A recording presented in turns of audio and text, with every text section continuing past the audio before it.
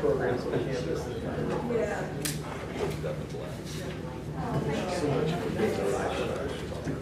And then the sky was just green. Just in the residence. Yeah, this is great.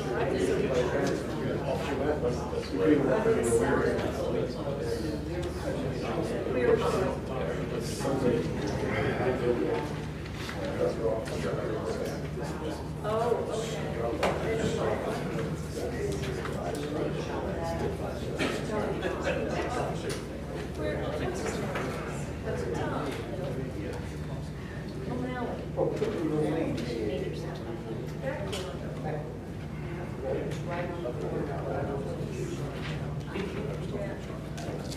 Literally, I was watching it was bent over like this.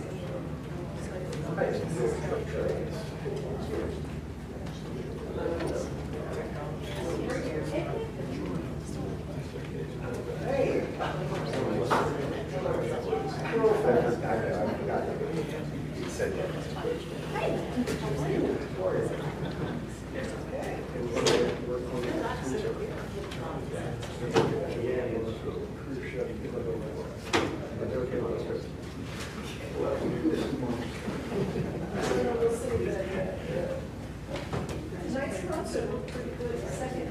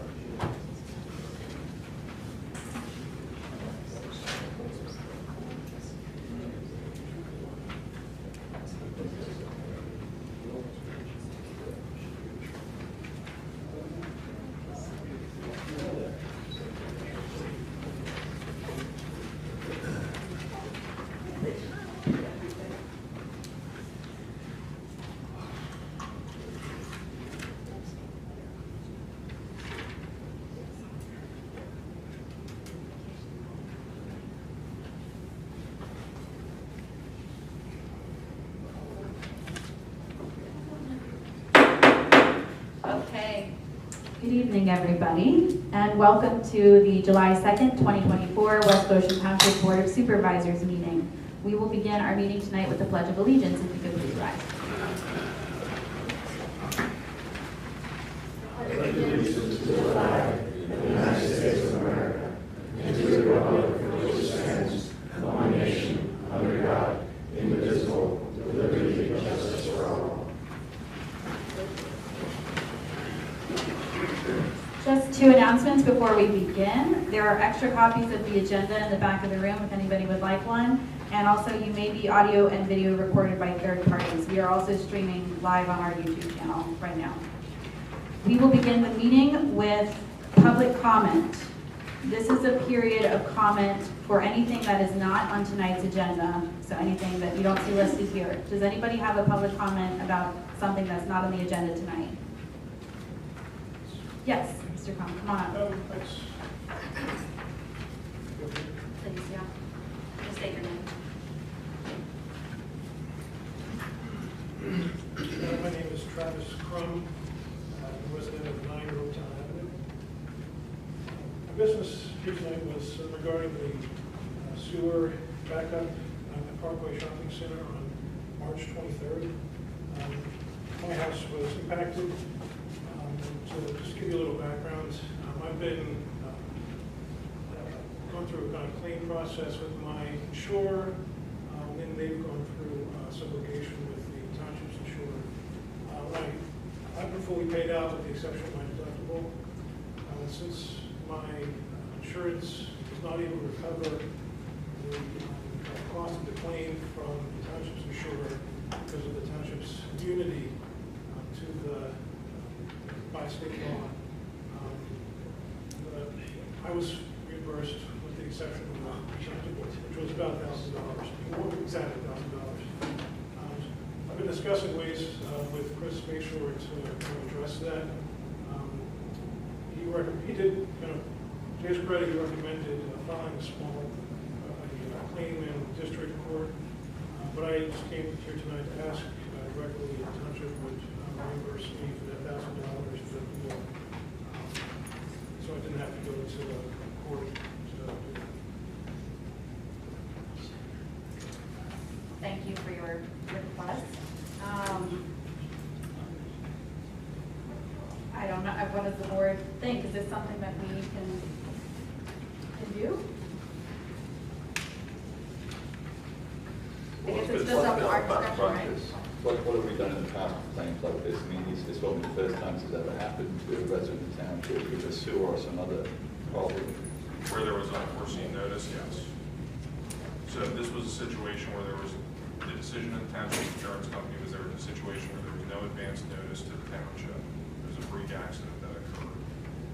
As I described to Mr. Crum, I understand what he wants to do. However, I think that would be setting a dangerous precedent. And the appropriate course of action is to file a complaint in district court and will be handled accordingly. And we had a similar situation like this occur 2 years ago, I believe, and that was the course of action that was taken. And ultimately, the court determined that the township was not at fault. That was a good avenue situation. Yes. Okay. My expectation is that I wouldn't cover that money. Yeah, I mean, the defense that would be raised by the township is the same defense that the insurance company is saying the reason why it's not covered because it's sovereign immunity. The township is, as any political subdivision, has sovereign immunity except for certain specified acts. In this particular instance, does not fall under one of the exceptions. So if he asserted a claim in district court, that same defense would be raised.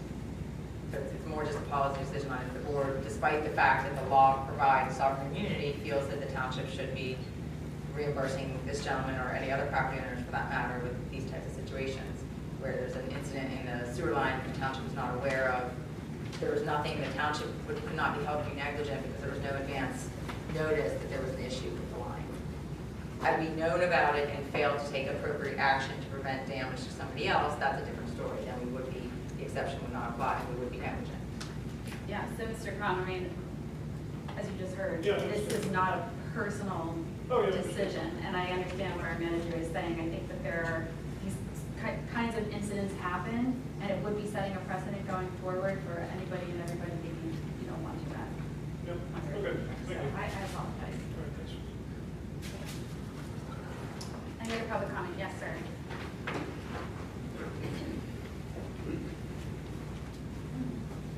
Yeah, Eric Took, I live in West Goshen Township, 517 Susan Drive. The construction project is going on the 322 bypass where it crosses North New Street. Traditionally, over the years, people kind of use the shoulder as a breakdown lane to make a right turn on the North New Street heading north. But the project, as they did it, was paved in state stages, and there's kind of a ditch there. Problem is that everybody who comes down that bypass now is, doing high speed, and then when people go to make a right turn, you almost need to come to a stop, or near a stop. You gotta be very slow, because it's a full 90-degree bend, and there's cars sitting right there as you make the turn. I think it actually created a more dangerous situation than the way they repaved it. Right now, there's a big pothole on the corner. It's all painted off so that you can't use that. So there's not a breakdown lane for the left turn going north New Street toward town. And the other side, the shoulder has been used as, it's blocked off essentially with the lines. There's also a sign there that says no pedestrian crossing, which has been there for years. I've been there for 18 years. And there's no way for people to access town through there. So I'm not sure if there's an ordinance that has to do with people being fined if they were to cross there as a pedestrian. But one, I think there should be a crosswalk. No pedestrian sign should come in. I think the breakdown lane would be safer if there was a breakdown lane going north, because that's where the majority of the traffic that's turning goes, is the right to the north. So I don't know if the township has any input to DOT or PA DOT, but I know that we're pretty far along in the project. That's just literally a paint job and some tar patching, but I think that's a really bad location and situation. Well, thank you for bringing that to our attention. It is PennDOT's, problem overall, but obviously I don't like the answer of, it's their problem, we have nothing to do with it. I think that if there is something that we can send to them or bring their awareness to that issue, then we will. Or maybe we'll talk to our representative about that. And we're certainly happy to help. Sir, if you can put that in an email to me, that would best describe it. We can send the concern to them. Sure. Thank you. Thank you. Okay. Any other public comment tonight? Yes, Dr. White, come on up.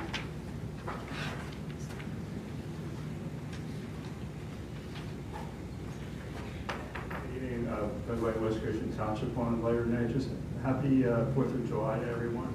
And spoke to Phil Corvo today, former supervisor. He's doing great. I just want everybody to know that. Phil Corvo, we're thinking about you, buddy. Thank you. Thank you so much. Any other public comment tonight? No?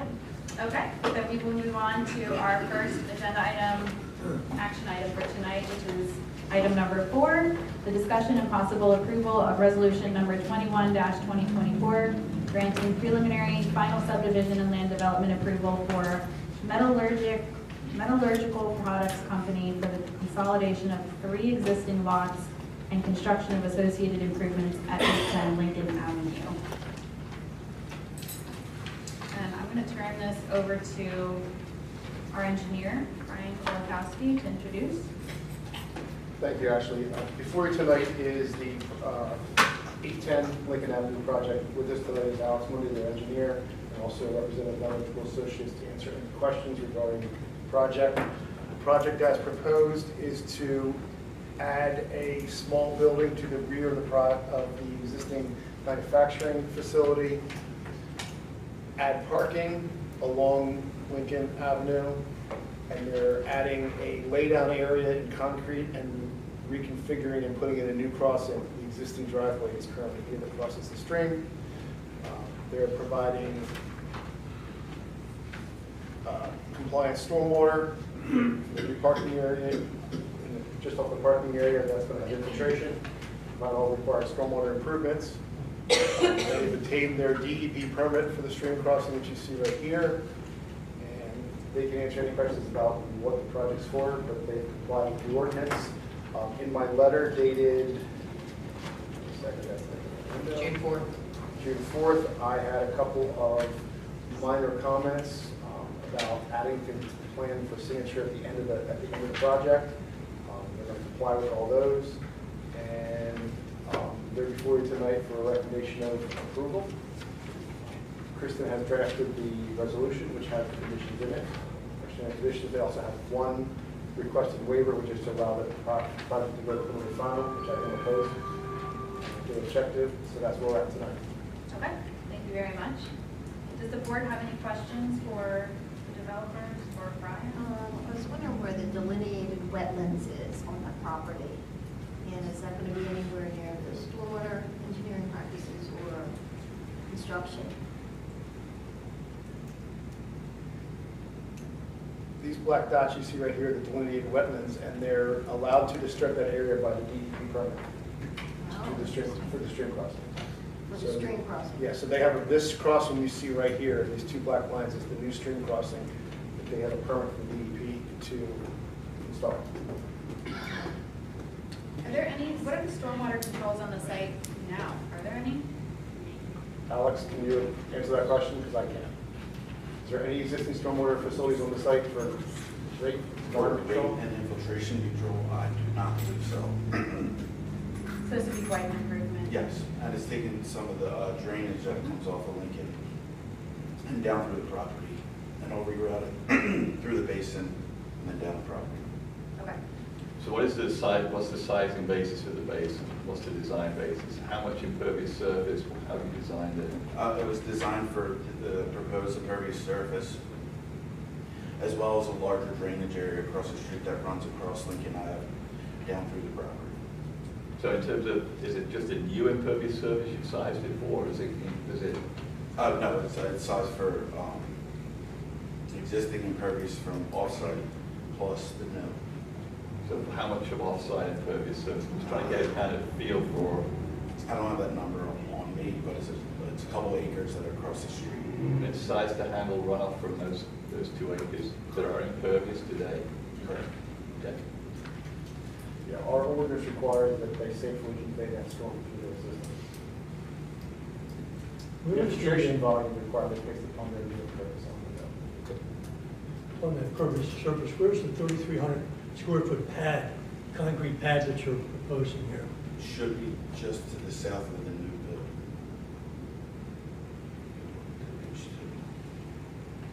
Right there. It's this area that's hatched right here. So that's in front of the proposed building that you're going to be constructing. Correct. What is it for? The building is for environmental controls. We're going to be upgrading environmental controls for the facility So what is the pad for? to support the structure. This is the layout, just to put stuff on it? The piece of equipment we're putting in is called a bag house, and it's replacing 2 other structures on the facility because they're outdated. And the concrete pad is to support it.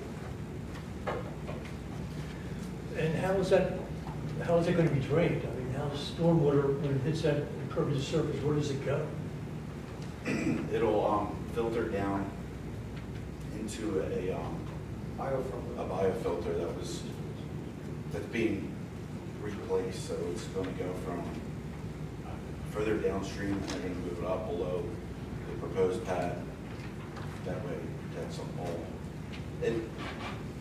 It'll filter all the impurities out. Yeah. That's part of the DEP permit as well as the filter. So the runoff from that pad gets directed into a filter, gets filtered before it gets released into the stream.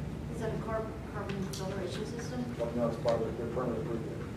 Don't know what kind of system it is, it's a deep part of the DEP approval.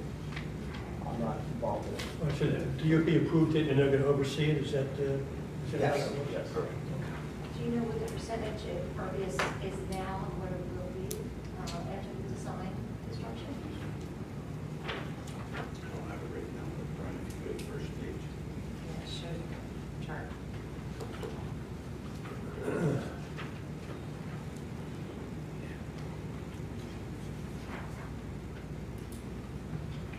So with these 3 lots being combined, the new impervious is going to be 35.47%.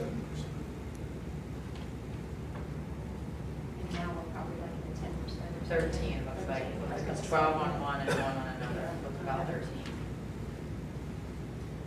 that doesn't seem right. I mean, you go to 35% impervious, you're only 13 today, that's from the drawings, it doesn't No, look it's- eyeball. It's 42 plus 12 plus 1, right? Currently. About 29 then, right? 27. Oh, there's 3.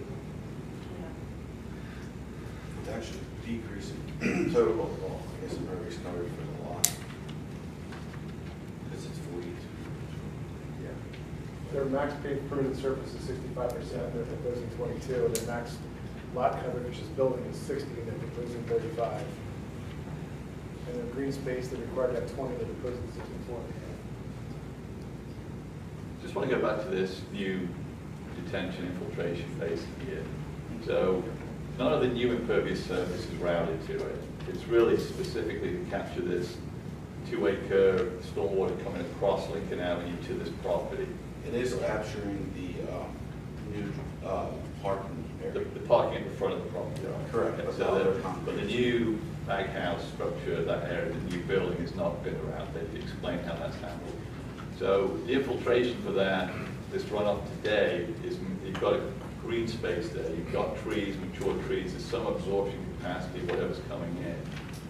Brian said to me that this new basin is only going to infiltrate equivalent to the new impervious surface, which is 2 acres, right? So a lot of the water's going to come in, hit this basin, and if it's a real storm, it's going to be flowing out, right? Correct. So, I mean, how's the outfall managed and where does it go? So the outfall is being managed by a level spreader to dissipate the flow that way. Into the stream. Into the stream where it goes currently. Okay. So, engineering question. So do you think the flow into that stream in a big storm will be a higher rate than exists today, given that you're removing mature green trees, absorption capacity, and replacing it with a basin that's only designed to infiltrate a relatively small amount of impervious surface? No, I believe we are reducing. You will be. Out of this source.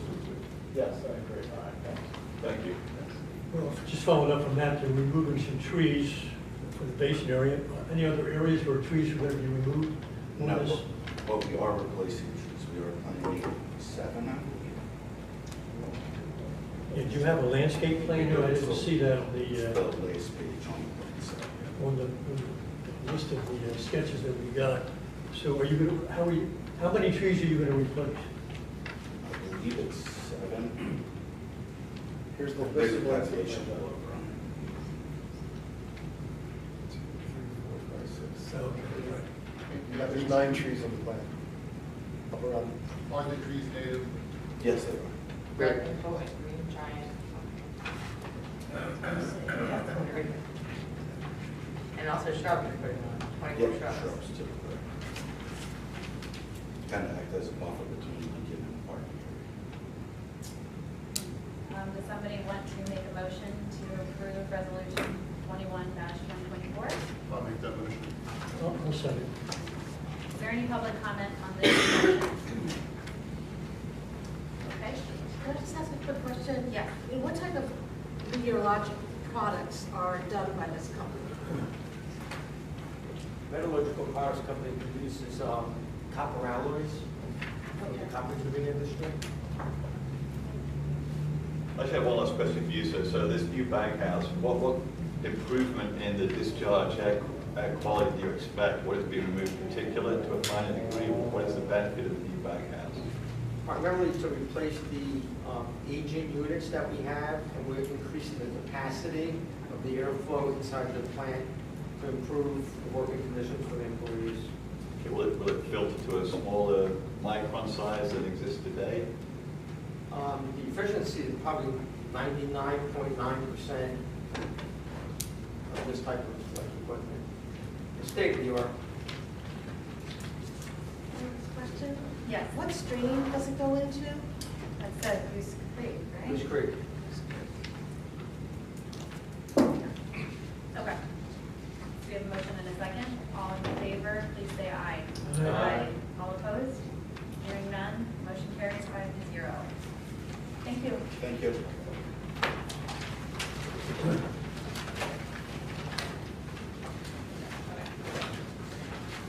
Okay, moving on to item number 5, which is the public hearing and possible approval of ordinance number 8-2024, amending the West Goshen Township subdivision and land development ordinance to add definitions related to electric vehicles and electric vehicle charging stations, as well as add regulations for electric vehicle parking. So this ordinance has come before the board quite a few times. I think earlier today I heard maybe it's been about 8 months that we've been discussing this. It's gone before our Sustainability Advisory Committee. It's gone before our Planning Commission. The Sustainability Advisory Committee recommended approval. Our Planning Commission did not recommend approval. The Chester County Planning Commission did recommend approval. So we're here to answer any questions that you might have regarding this ordinance. I'm going to try and keep everybody to, maybe 2-3 minutes just to respect everybody's time. But everyone will have a chance to ask questions or make comments if they wish.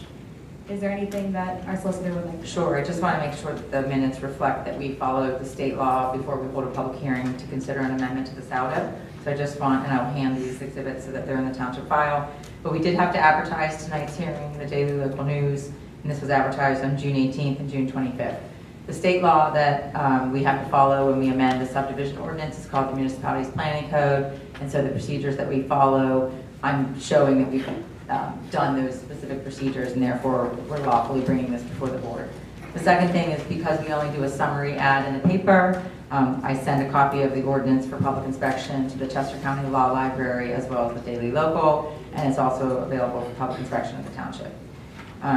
As Gagne said, this ordinance was reviewed by the Chester County Planning Commission. That is a requirement under the state law, and they sent a letter to the township dated June 21st, 2024. This was actually the second time we had sent it to the county planning. The first time they had made some suggested revisions, and the board accepted some of those revisions. The fourth exhibit was your own planning commission also had to review this ordinance, and as Ms. Gagne said, they did that on May 14th, 2024.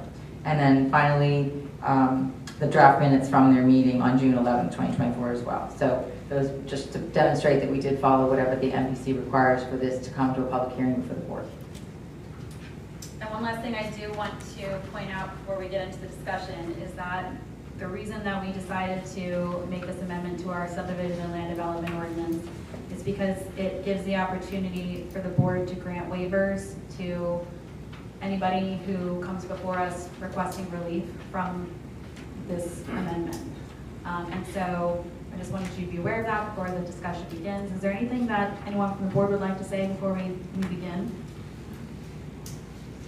Well, just to put this in perspective, this is for any new subdivision and land development applications. It will not pertain to any existing structures or any existing residences. Or any future single-family dwellings. Right. I'm sorry, say that again. It can only apply to something that constitutes a subdivision or a land development, which are two defined terms under the state law and the township ordinances. So if you have a single lot and you build one single dwelling, that does not constitute land development, and this ordinance would not apply. But if you build a subdivision, I'm sorry. We will have, you will I'm sorry. definitely have your time. Just give me 1 second. That's okay. Okay.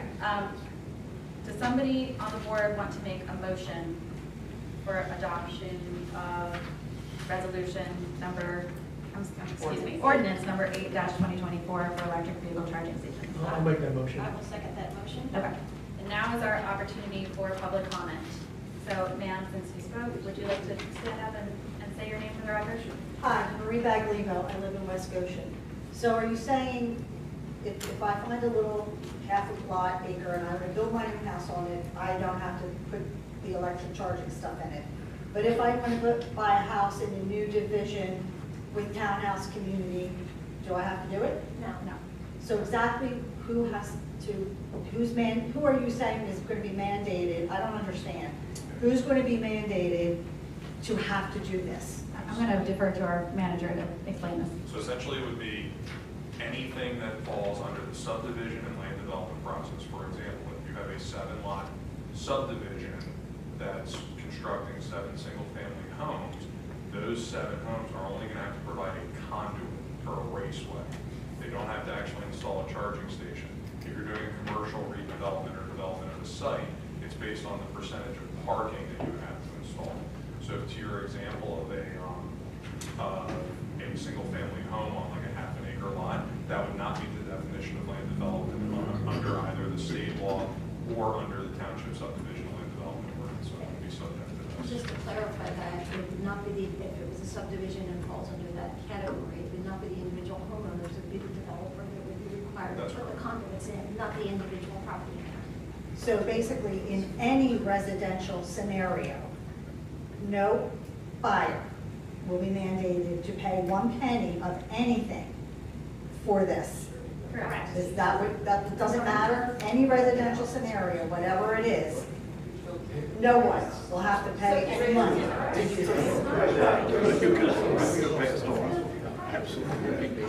No, you're correct, Is ma'am. it going to be baked into the price of the house? I mean, it's some other way? Hold on a second, hold on. Is it going to be hidden somewhere in your salary A paperwork? dedicated raceway, the installation of a conduit, and I know because I'm an electric vehicle owner myself, and I had to pay to have one installed, might run anywhere between, I don't know. I mean, you're the electrician. It could be Well, as that's much as, depending where the location is That's of in the an panel existing house. and where the charging station would be located. If you want to do it after the house is already built, that could be up to 75% of the cost of installation, just getting that raceway in place. But that's not required in this ordinance, so let's keep it into perspective. Right. If you want to do it in your house, because you want an electric vehicle, you can do it. If you don't want an electric vehicle and you don't want to do it, don't do it. Okay? You have an individual house, you own that house, you can do whatever you want with it.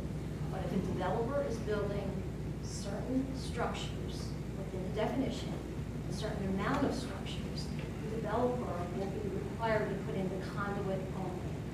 which is the Exactly, most- what's the conduit? What does that mean?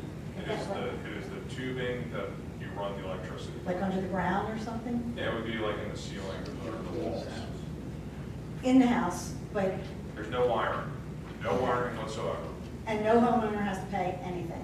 Because that would freak me out, and I like West Goshen, so. Unless you If want. I want to If move, you want it in your house, you're gonna have to pay for it. Yes. right, and I don't, ever. So, Okay, then Okay. that's your, just making sure decision.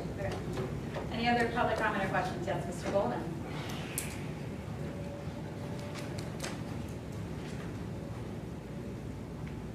Good evening, everyone. Charlie Gold, West Goshen, and I think it might be 10 months we've been at this. So I thank you for your patience, but I'm going to keep this short, certainly under 5 minutes. I'm going to touch on 4 main points regarding mandatory versus voluntary. The first, full disclosure. I am a retired professional engineer and senior project management professional who spent a lifetime understanding building codes, advising architects, engineers, attorneys, and owners building world-class specialty chemical plants all around the world. I read and interpret the codes. I call the authors of these codes when I need clarifications. I consult with building inspectors and solve difficult challenges, and never push beyond the code's intent. I want to make it clear that my public comments to this board should not be viewed as grievances. I have no personal stake in the outcome of this decision. With that said, I'm just trying to improve the language of this ordinance. And given the recent publication of the International Energy Conservation Code year 2024, compare that to the language in this ordinance, and this ordinance is terribly inferior. So first, one of my points is there's no definitive support for mandates from either the Township Planning Commission or the County Planning Commission. Both recommended to follow the existing guidelines. And I'll answer some questions at the end of this meeting. I've talked to Mr. Farkas, the reviewer of the County Planning Commission, and he gave me a very good explanation. Within that, there's no public support or mandate by the Chester County Commissioners, and I've asked them for their recommendations. There is a Pennsylvania and Chester County guidelines which say promote, encourage, incentives, and grants only. No reference to mandates. Second, my assessment is that this is, in my belief, a misuse of the subdivision and land development ordinance. It works outside of the adopted codes. The codes, those would be the 2018 IBC, IRC, sorry for the acronyms, everybody, and the NFPA 70, but there are main building codes that we follow. The Saldo subdivision and land development ordinance never governed electrical before. I think this is poorly written, and I heard something to the effect that I don't know how I would enforce this from some of the township people.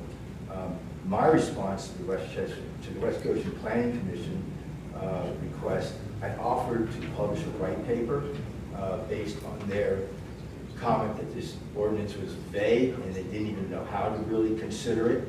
I wrote that white paper, and it's based on, the first section is based on building code reviews. It does appear, after doing that exercise, it does appear that I would say this is an end around to the PA court, Pennsylvania court, that halted the 2021 International Code. It's because, for everybody's benefits, because the Department of Labor and Industry has an opportunity to review these international codes before they're adopted in the United States.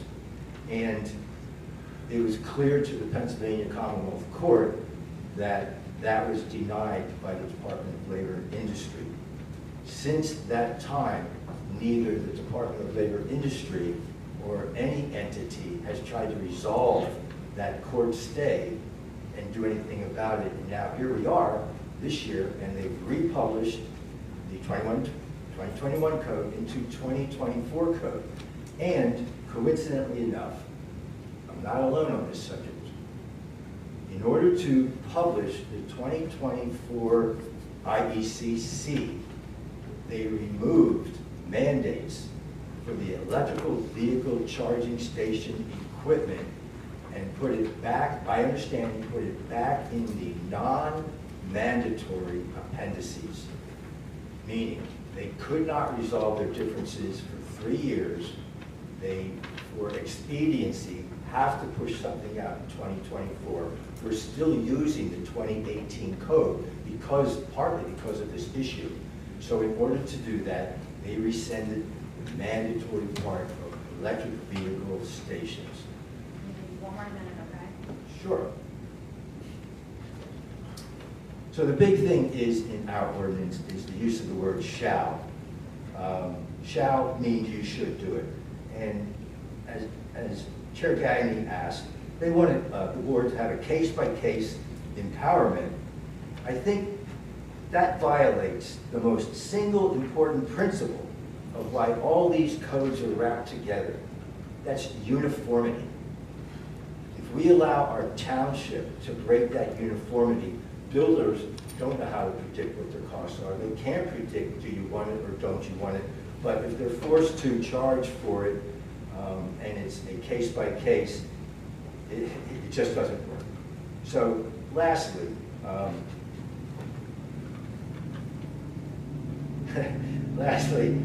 voters don't want to surrender their independence. They want their own choice. And I go by, our family goes by the you first rule. You should all own EVs first before mandating them to us. At least surely stop driving the biggest trucks made. Finally, as I said, I solicited response from all the county commissioners. I did get one response from Commissioner Rowe. I did not hear from the other two commissioners. And I'd just like to highlight really quick Eric Rowe's response. It says, I personally don't support mandates like this. The reason is simple. I want smaller government, not bigger government. I support electric vehicles and hope that free people in free markets, in a free market economy, choose to buy them and choose to outfit their homes with the equipment needed to safely charge them. There's better ways using, we should not be using the heavy hand of government. Finally, it is extremely expensive to buy a house in Chester County these days. When townships mandate new building requirements, those requirements are passed on to the consumer, and it makes housing more expensive. It's ironic that many of the same people who talk about affordable housing so frequently are the same people making housing less affordable. So thank you for your time. If you have any questions, I'd be glad to ask. Thank you for your comment, Mr. Golden. just respond? Absolutely. Just a quick point, a couple of points there, Charlie, just for clarification. First of all, thank you for the exchange over the months. We've had some interesting conversations and exchanges and all that. You're welcome. We're all on a learning curve here. And Yes. so, you know, we're finding a way. I feel very strongly that this is the way to go, but just for clarification, about the Planning Commission for Chester County, I'm going to read from their letter. They did not support this ordinance, quite the contrary. And this is a letter dated June the 21st of this year. And it states, as a comment, in our previous review, we endorse, not endorse, but we endorse the township's effort towards incorporating electric vehicle charging station and site standards into the township code. Electric vehicles help reduce carbon emissions, improve air quality, and promote energy efficiency. So, I mean, they were clearly in support of this, Charlie, not against it. And then secondly, not to get into the weeds here about the International Energy Conservation Code, the International Code Council did take out some of these provisions regarding electric vehicle charging stations and put it into the non-mandatory appendices, as you mentioned. But the reason why they did that is because they felt that it didn't have to do with their core purpose, and that it's to have to do with energy conservation. And electric charging vehicles has more to do with reducing greenhouse gas emissions. Therefore, they felt it would be more appropriate to put it into the non-mandatory appendices, which is available, according to them, for jurisdictions, municipalities to adopt as they see fit. So I want to clarify that, so make it clear for people to understand they did not shoot down the idea of having standards for EV charging stations, whether they felt it wasn't appropriate to have it in that particular code. Yes. I just want to clarify. Sure, and I appreciate that, John. Those are two very good points. And let me start with the last one first. I really don't want to have it back and forth. I know there are other people that have questions. Mr. Golden, maybe you can send your questions, further questions to. I'm Mr. sorry, but I Hellman. insist on answering at least the one with the Chester County Planning Commission. I I'm spoke going to with give you Mr. 1 minute. Farkas. Yes. I spoke with Mr. Farkas because I was concerned about that. He said he was not asked to review the mandate portion, the use of the word shall, by our township solicitor, so he did not. He wanted to make it clear to me that what he did publish in that was to follow the guidelines, and the guidelines, again, according to him, do not mandate. And this comes from a direct conversation I had with Mr. Farkas. Thank you. Thank you.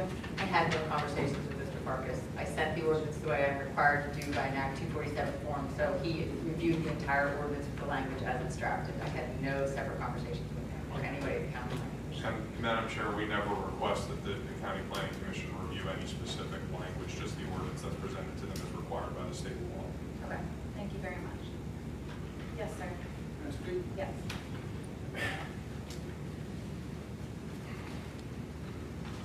I'm Terry Woodrick. I'm the vice chair of the planning commission.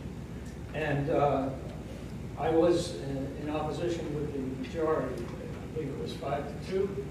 I wanted to say this is not a real, I don't think we viewed it as a real adversarial thing. It's kind of a general opposition.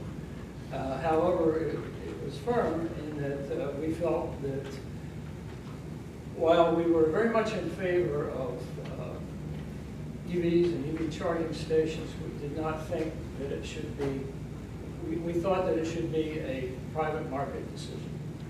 And that people that are actually in a position to do this should be the ones to make that decision on an individual basis. Having said that, if you have not been swayed by our opposition twice, there's some other things, and I say this not as a planning commission member, but just as a resident of the township. I think there's some changes or flaws in the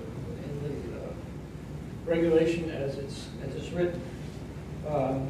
First of all, there's a 20% EV cable requirement in certain non-residential uses, and they list 8 specific uses, manufacturing and so on.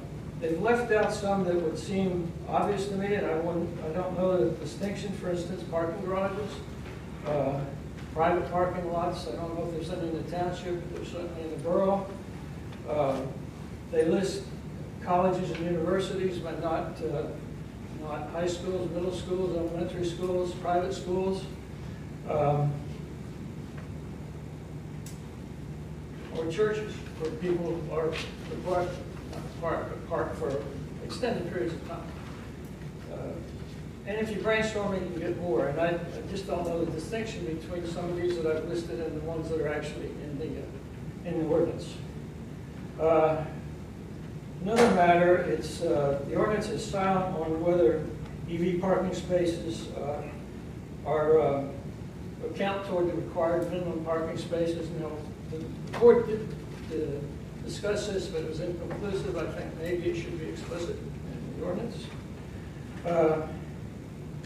The other thing, and again, this is just me, but I think that they should be, something should be to the effect that they should be placed in more remote areas and not near the entrances of businesses. For instance, there's one in Giant at East Bradford that's right there next to the handicap spaces.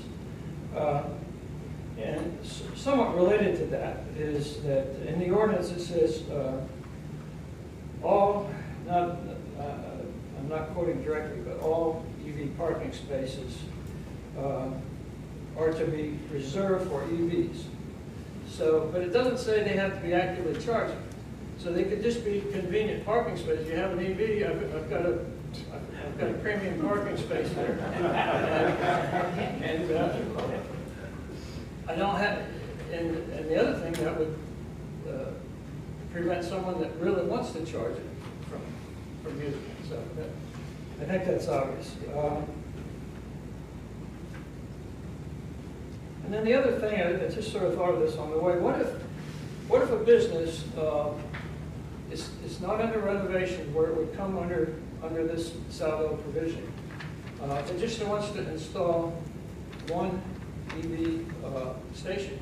However, under the ordinance, it would require 2 or 3. It just seems inequitable. So maybe something should be considered for if you're going to install one in another use. So thank you for your attention. Thank you for your comment.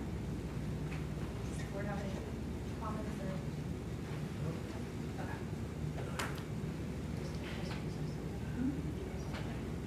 Yes, ma'am.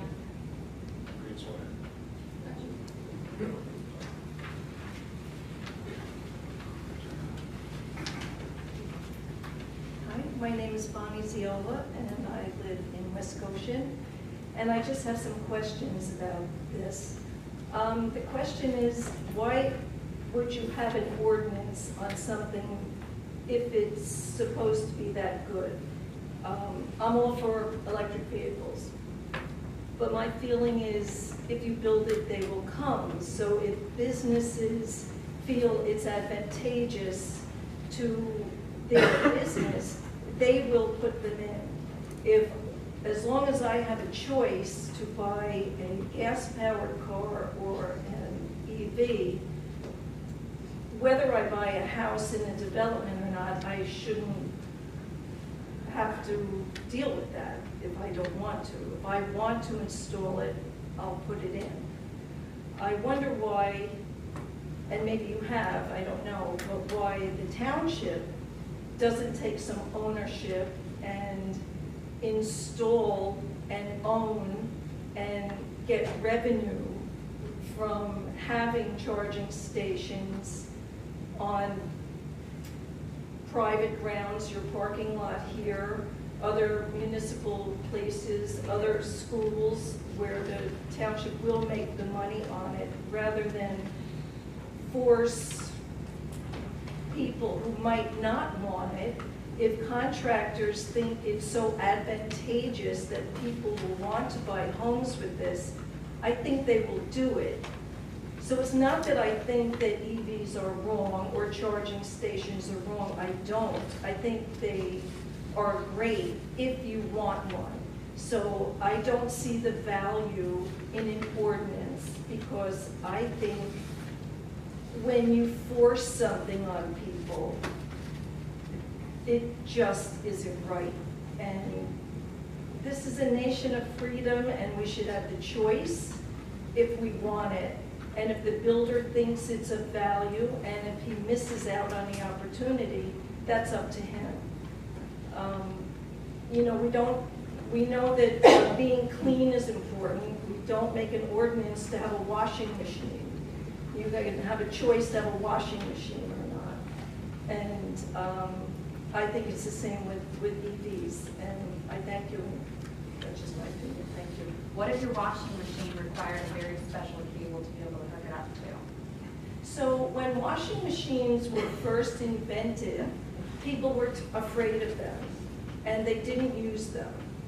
And then washing machines people became educated. It wasn't a law, it wasn't an ordinance. You weren't forced to have it. Instead, people saw, oh, this is a pretty good thing. I'll go get that. This ordinance does not force you to have an EV charger in your home. Right, but you are forcing a builder to do something. If it's so good, why does he have to be forced to do it? I'll tell you a little story. This just happened about a couple of months ago. We had a developer come before us asking for some relief to build a subdivision of about 7 lots, I believe. Really nice people. We had a great conversation with them. And at the end of the conversation, we said, hey, would you be willing to install a conduit to each of these townhomes? You know, because, and I'm sorry, but the data and the statistics do say that the sale of EVs is going to increase. There will be many, many, many more EV drivers, and charging stations are going to be needed. Right. They said, yeah, absolutely, it's no biggie for us. I have yet to hear a builder, and I don't know if there's any builders present, but I've yet to have a builder come before this board that has any problem with this. Then why do you need an ordinance? So listen, let me just explain this. So, first of all, if it doesn't make sense, they can come here during their regular subdivision and land development presentation that they're going to have to go through anyway, and say, by the way, we're looking at your electric vehicle installation requirements, and we really don't think that it makes sense for our property, and here's why. And we as a board can say, yeah, we hear you. Sure, we'll waive the requirement for you. You're not answering my question. If the builder thinks it's so good, why do you need to make it an ordinance? Because a lot of times the builder doesn't realize that it's something that people actually want, that the market is. Builders don't realize the trends? No, the builder that I was just talking to you about didn't. It makes it part of the conversation from the outset. Isn't that part of education? Isn't that, instead of force feeding, isn't that about education and dialogue? Isn't that what it's about? Okay. Instead of forcing the issue. Thank you for your comment. Yes.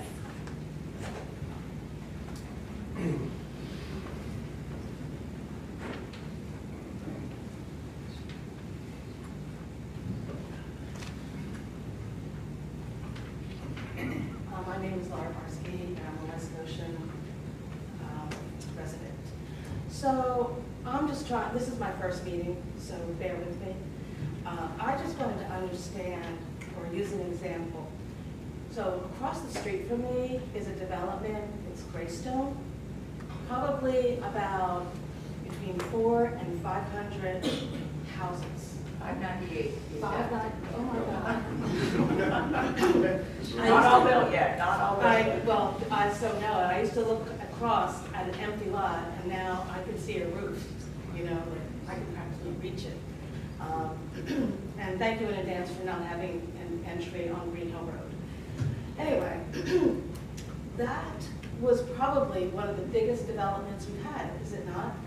In West Goshen? Yeah, and I mean, there's a lot of people there, and let's just say they don't all get EVs, but you know, that's going to be a demand for people, and I'm surprised that that wasn't considered. That development has been in the works since early 2000s. Yeah, So, every day with it. yeah, so 2013 was when I think the first zoning approval was for that subdivision, and that's well before this board's time. Anyway, I just was really curious. I would imagine, because those people don't do any of their landscape, you know, it probably has an HOA. They take care of everything. And it would be really hard to retrofit 598 houses. should they all wish to have an EV. So I would think, I know there was a lot of negotiation to get that building permits passed. I would think if, you look back, or if it were now, you would, they would want to do it because, they've gotten so much, and I don't think originally it was 598 houses. I think it was originally like 450. Yeah. It was There always were proposals for 800 and then there were proposals for 700, and it was negotiated and down, the ordinance was So down. my point is, there's a lot of negotiation anytime anything is being updated or built, and I just think it's a very easy consideration to include that. Can I just say one thing? So people have to understand the context. So anytime a developer submits a subdivision plan, which is the Greystone plan, it's at the subdivision and a land development plan all at the same time. The ordinances in effect as of the date that they file that application are what they have to adhere to. So back when that plan was filed, this particular ordinance, the subdivision land development ordinance, did not contain these provisions. So there was no lawful way for that particular board of supervisors to require it, or as Ms. Gagne said, to consider waiving it. So what this board feels is important, and I don't want to put words in their mouth, but is they feel it's a planning tool. So the subdivision land development ordinance is what a developer or a property owner who owns land who wants to go, they look at it, it's like the Bible, what they have to follow when they're going to chart out their development. And a lot of times they don't think about it. So the example she gave of the 7-lot subdivision, because it wasn't in the code, they read from beginning to end, it has how many parking spaces, what the dimensions are, that kind of thing, but it didn't say put these conduits in. So they're using it and they're viewing it as a tool to encourage developers to plan. Start, yeah, as and that's opposed their to goal. going back and retrofitting. Right. So hence you can tell I'm in favor. Ordinances are, we don't live statically. We live progressively and prospectively. So it's so important to have things that we need going forward. And thank you for your time. Thank you for your comment. I just want to add, just like we tell the developers you have to have so many parking spots, that we mandate how many parking spots they're required to have. This is something very similar. And many other things that's in the developers. Yes, back here.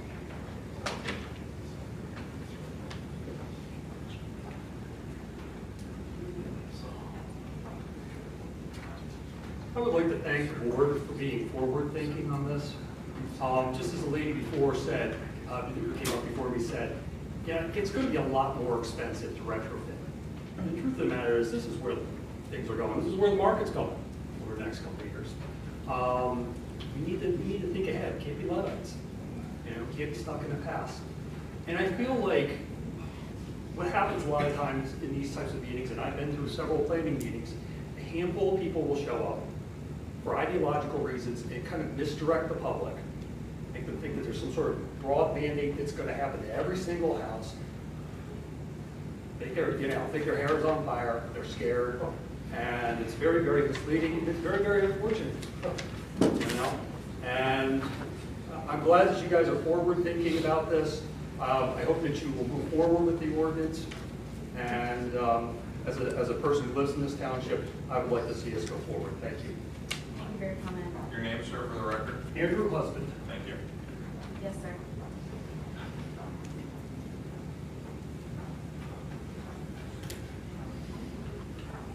I'm David Leishon. I live in West Goshen Township.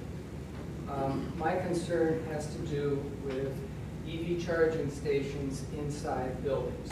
Okay, and so I found what the San Francisco Fire Department Bureau of Fire Protection states. Okay, and I'll quote: the installation of new EV charging stations with EV parking inside structures and parking garages is not adequately addressed in current codes and standards. The EV's large battery, currently up to 100 kilowatt hours for lithium-ion batteries in combination with EV charging, is a potential high-risk hazard due to damage issues, potential thermal runaways, cascading ignition/fire, and extinguishment of inaccessible fire due to extreme temperatures and concealed batteries.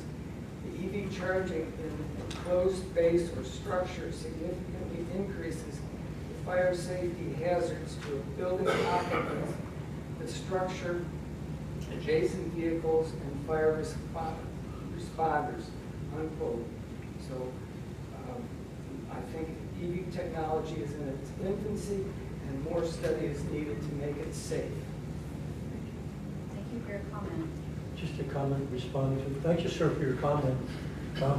NFPA 70, which is the National Electrical Code, Article 625, was just revised in the 2023 edition, and it does address that issue about ventilation.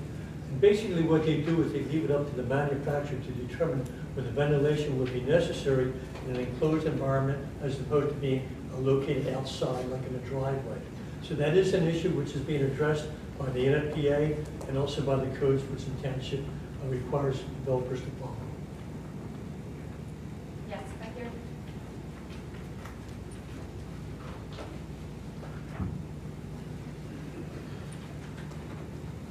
Hi, I'm Henry Alexander, and I'm the chairman of the Sustainability Advisory Committee. And we have worked on this ordinance for probably about 15 months, and it's been under consideration by the Township Board of Supervisors for about 8. And I am, first of all, very impressed with the grasp that the supervisors have of the issues that a lot of you have asked concerning the nuts and bolts of how the regulation would work. And there have been a lot of issues brought up. I won't try to respond to all of those. And the board has done an excellent job in answering the questions that have been raised, in my opinion. So what I'd like to say is, what is the reason for having a EV charging ordinance? And I go back to what the federal government, the state government, the county, the larger Westchester area have all come to the conclusion that we have to reduce greenhouse gas emissions rapidly in order to not have catastrophic climate issues in the future. So this is one thing that doesn't often come up in municipalities, but this is the reason why this would be considered by the Sustainability Advisory Committee. And I'd just like to make a couple of comments concerning it. Cars and trucks are 35% of the emissions of greenhouse gases in this township. How are we going to go to a rapid reduction if we don't go over to electric vehicles for the cars? It won't be the whole answer. There are lots of other parts of the whole puzzle. But this is something that we need to do within the community. It doesn't matter that the IDCC says this is not our purview, this is not what we are willing to consider at this time. We feel that this should be considered at the township level. Another part of it is to realize that as much as we have made the effort to prepare an ordinance that works well, there may be issues here and there that need to be tweaked. In the ordinance itself, there's a whole section on if you don't like the requirements of the builder, then tell us what you will do. What is your plan to take care of the transportation needs of our community? And part of that, inevitably, will be charging. The groups, the major places that charging occurs is at home and at work. Every place else, the car goes there, it doesn't stay very long. That's when you are able to get to charge an electric vehicle. And this ordinance encourages strongly by making a requirement of the minimal amount of effort to put in EV charging ready equipment so that it's not more expensive later. I believe that it is the duty of the township to assist in making this an easy transition. And this will make it an easier transition. If you don't do it, and you're going to have this hill to climb, as people say, we're getting EVs, we need to put in a raceway, we need to put in electricity. That is where I think we're at. I know that I have not covered all of your concerns.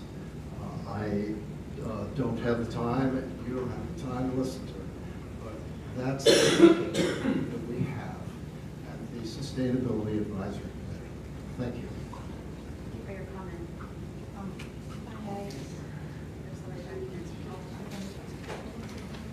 Yes.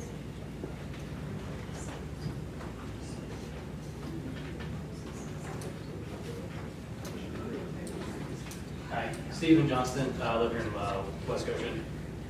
Let me be very clear. I have a bachelor's in engineering, 2 masters, 1 in engineering, 1 in physics. I've gone down the EV rabbit hole 100 times. I'm not sold on it, to be honest. It takes 9 years before you hit carbon neutral with an EV. It's been studied over and over and over again. The cobalt mining alone that's happening in South Africa for EVs is destroying and poisoning the entire continent. I don't hear about greenhouse gases with it. My concern with it, here with this, is the mandate. Just incentivize it. Don't mandate it. We've all been through the last couple of years when we've mandated people to do things. And all this done is divided this country. By creating mandates, you're just splitting everyone. Instead, incentivize it. Go like, hey, developer, homeowner, if you want to have a conduit, you know what? We're going to give you, I don't know, $1,000 off your taxes for the year or 2 years. You guys can figure it out, but it's not my territory on this one. But by mandating, you're now forcing people into it. And EV sales, by the way, have plateaued. They've actually gone down 15%. It's customer data. It's available right now. Pew Research is showing it. It's down 15%. It made up only 7% of total sales. In Q1, there were 3.8 million cars sold. 260,000 of them were EVs. If EVs were the future, I think we would see a higher percentage of it. And California is a great state of what happens when we start mandating all this. They are failing at this left and right. What's great about Pennsylvania and Westchester is that we're not California. We embrace a great mix of the middle ground of everything. I think when I moved here, one of the things that made it so awesome is that when I look around, we're not one way or another. We don't lean far right. We don't lean far left. We're actually a great blend here. Just don't mandate it. Instead, come up with a better solution, something that maybe incentivizes. I think to go on my rant is to mandate is then forcing, and you're not giving people the choice. You had the choice to go buy an EV, and I'm sure that was the choice you made, and you were very happy for it, and then you got the charger, which is awesome. I think that's beautiful that you have that choice. But now you're telling people, like, I'm sorry, you don't have a choice anymore. That's not what this country's built upon. It's funny that we're talking about choice. I mean, that's where it comes down to. That's all it is. If EV is the future, let people do it. Let them take the choice of getting an EV. Don't force it down this path.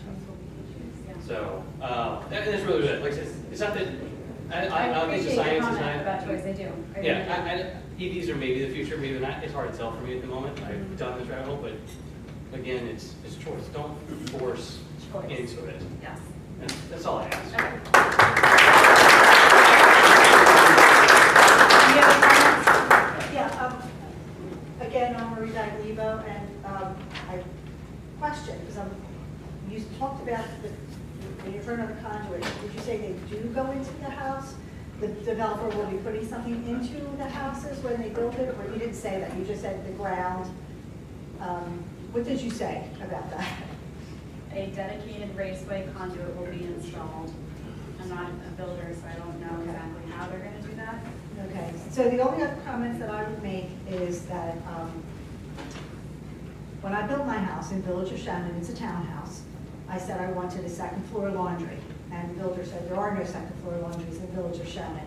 I said, then I'll be the first. He said, well, that's gonna cost you money. Fine, I want a second floor laundry, I'll pay for it. And I want a gas dryer, I want a gas line. There are no gas dryers in this development, and there are no gas lines. You'll have to pay for a gas line. Okay, I'll pay for the gas line, I want a gas dryer. I have a second floor laundry and I have a gas dryer. But nobody made me do it, I wanted it, I paid for it, whatever it cost. And I just feel like two quick things. By telling a developer that they can do that, they will find a way to pass that cost on to buyers. They will absolutely find a way to bury the cost and pass it on. They're not going to just absorb it and say, we'll just pay it. They're not going to do that. And I don't want to be forced ever to buy something that I don't want. That's it for your comment.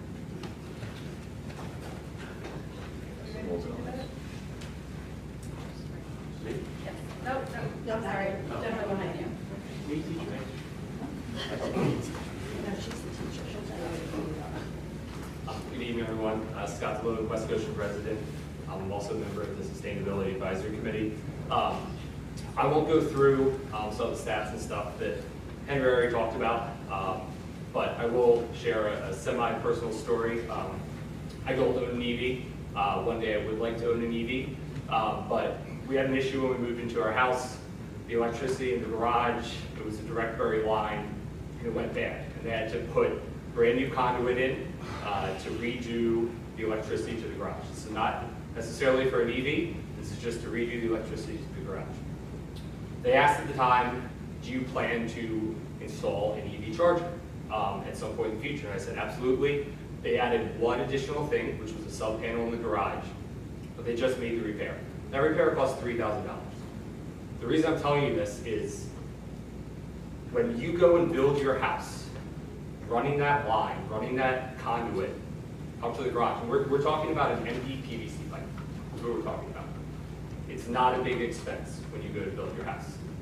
If you have to then go and run it after your house is built, it is a big expense.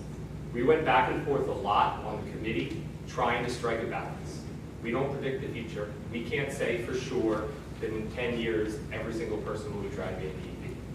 We can say that we need to do something to eliminate or reduce the amount of gasoline and other fossil fuels that we use. And right now, this is a promising way. As Henry mentioned before, this is not the only solution. This is not the only problem that needs to be fixed, but this is a solution that we have right now. And we can be doing things to make it easier in the future for people to purchase EVs, to install chargers in their house.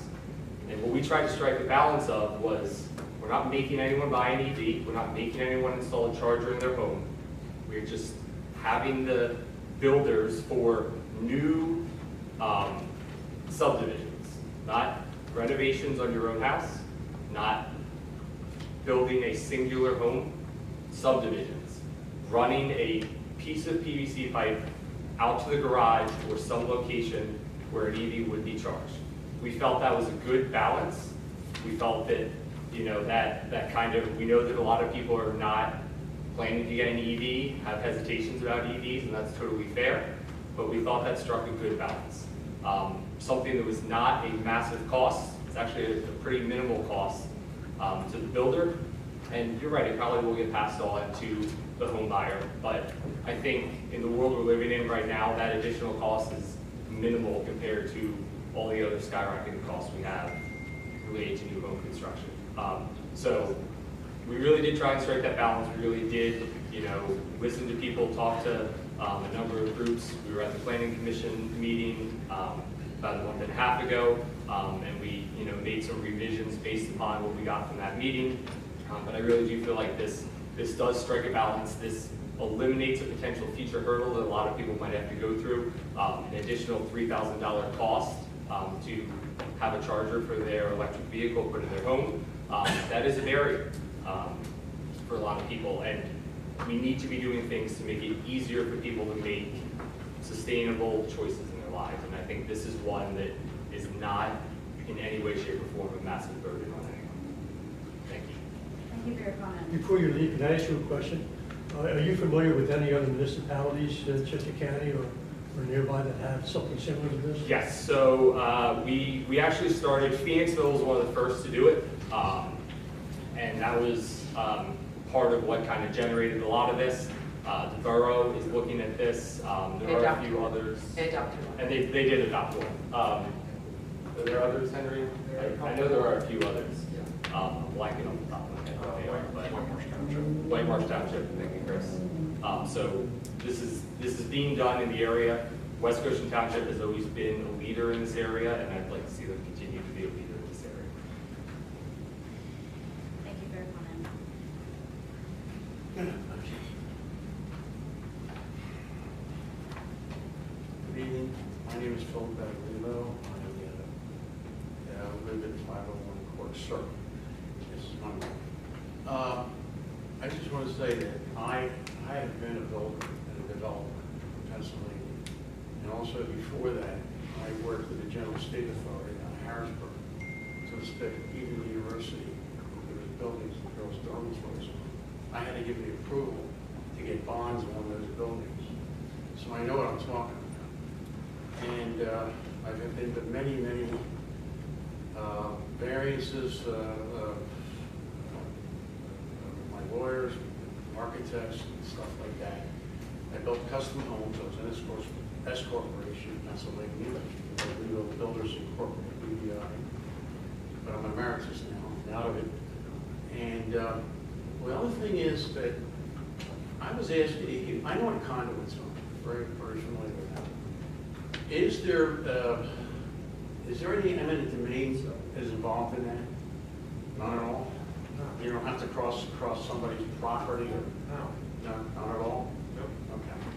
The other thing is, my wife, my in-laws have a number of car agencies. They own about 3 or 4 agencies down in Delaware, Delaware Cadillac, Nissan, and also Pacifico, which is another side of the family. And I know the principals, the owners of these companies. Matter of fact, I was with one at a luncheon just a couple weeks ago. They're not selling their cars. They're not selling these EVs. The manufacturers are pushing them on. But it's not a proven product yet. The other thing is, there are other alternatives to EV. Hydrogen. Now, don't think about the Hindenburg, of course. That was 90 years ago. They have fail-safe mechanisms now for hydrogen, and the byproduct is H2O water. So this is really, like the gentleman said, it's in its infancy. It's an unproven product, and it's something I just read in emails and it was on the news last week. But half the owners of EVs want to get rid of them after they have a couple of years and go back to gasoline combustible engines. So what? But no, wait, there's one other thing I wanted to say, and that is, why can't, instead of 8 people, why don't you give it a plebiscite? Put it before the voters, thousands of people. Let the public speak. You can't do that? Yeah, the Pennsylvania law has only okay. specified questions and go through referendum, that's not. Okay. Well, good night, Mrs. Calabash. Wherever you are.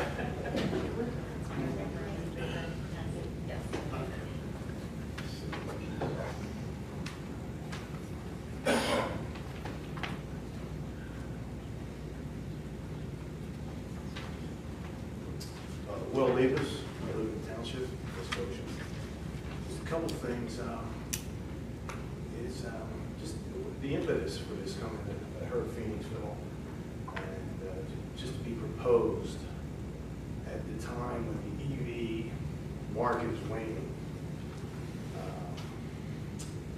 It just seems bad timing or not the right, and we have plus and minus on both.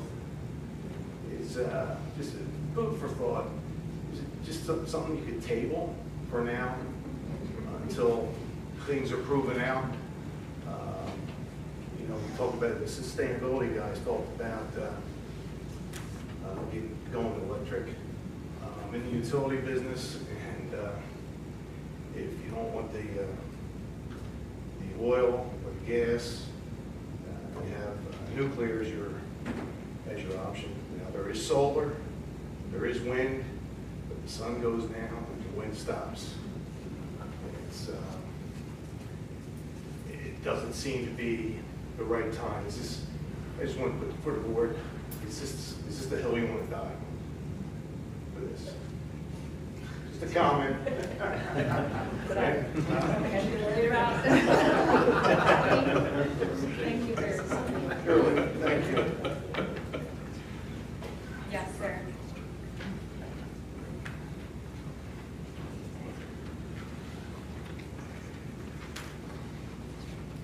My name is Eric Took. I live at 517 Susan Drive in Westchester, in West Goshen Township. A couple things. I just want to start out. My father was told when he was a kid in the 40s and 50s that there was going to be another ice age. In 1989, when I was a senior in college, we were told that the cities were going to be, there was a UN report that said that the cities were going to be underwater in 11 years. That time has come and gone 3 times over, and it hasn't. Yeah. Our cities are underwater. I'm not against electric, and I'm not against environmental movements. I'm an outdoorsy guy, I always have been. I personally think hybrids are the smartest way to go. I won't own a pure electric vehicle because I'm not going to own a whole fleet of vehicles. It has a small purpose, and it's not going to satisfy a lot of things. There's gas cars, there's hydrogen, there's alternate sources. If you own an electric car, you're responsible for charging your car, just like I'm responsible for putting gas in my car.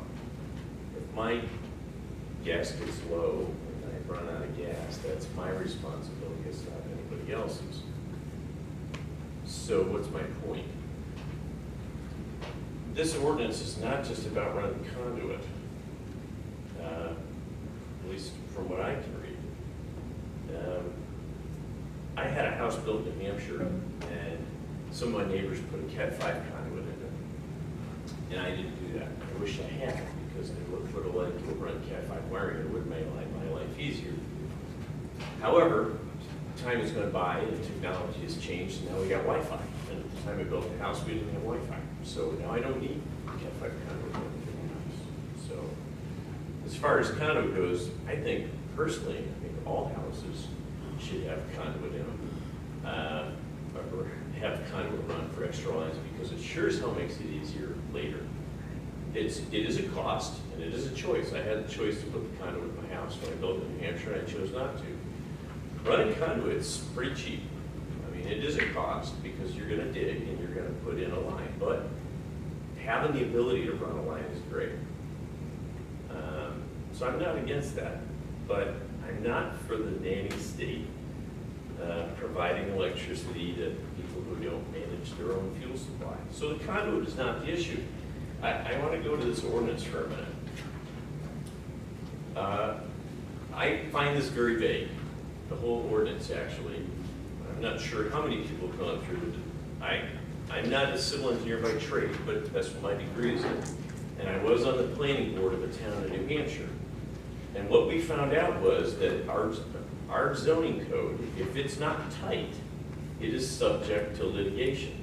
And when it's subject to litigation, that cost comes back to the township, because 2 sides are going to litigate. And if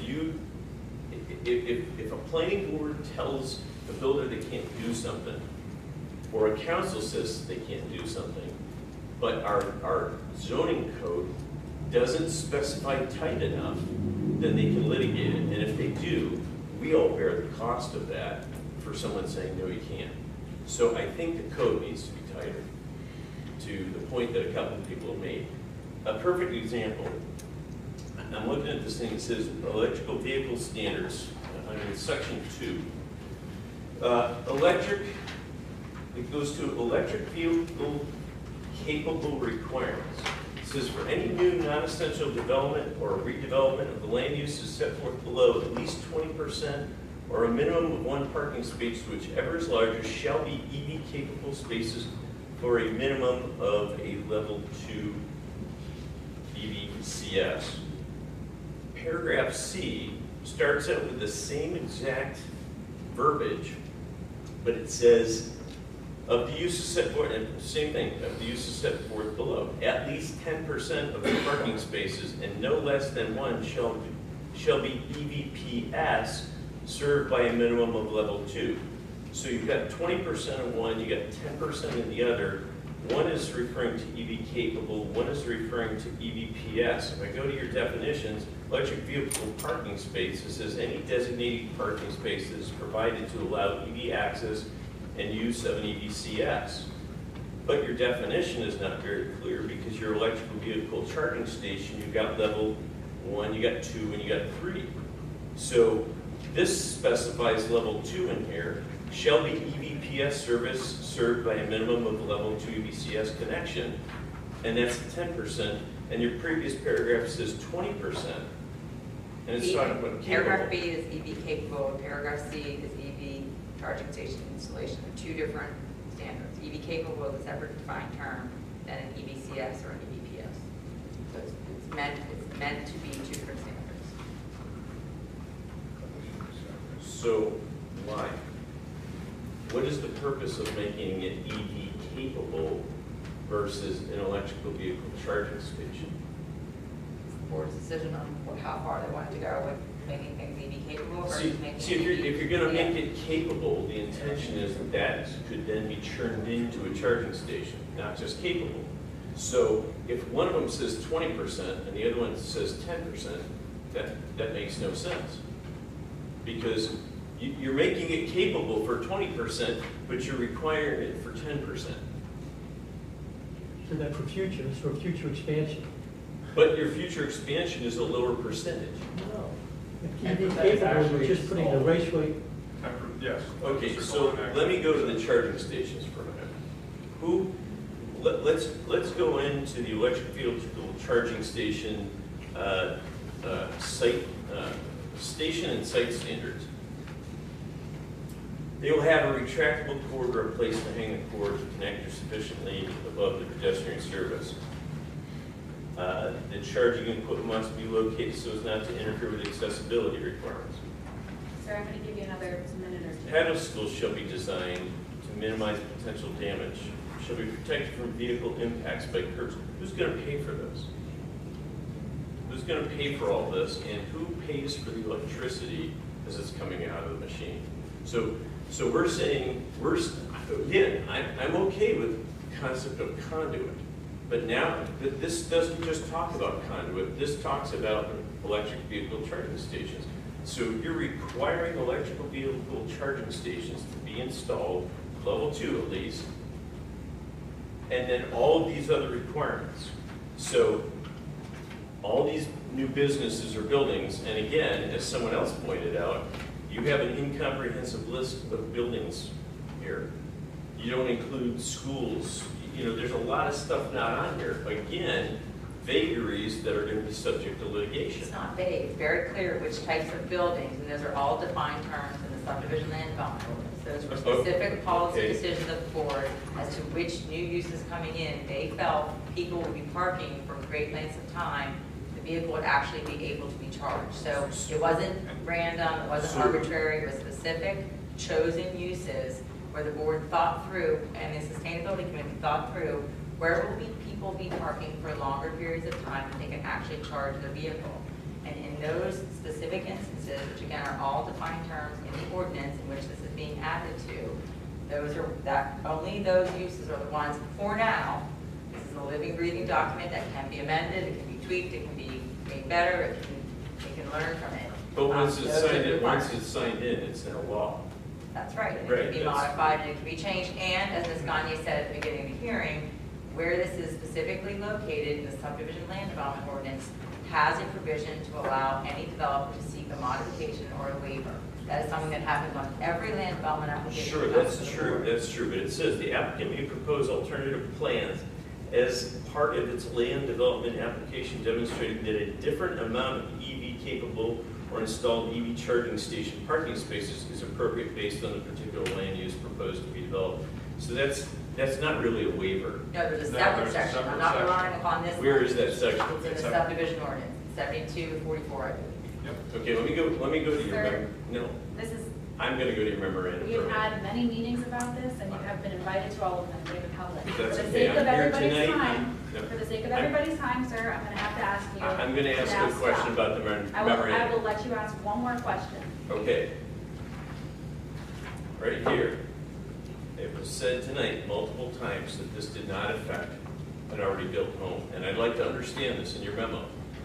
The ordinance before the board has no impact on existing structures or properties, be it residential or non-residential. The only time the proposed regulations would be applicable would be if a subdivision and land development application is submitted.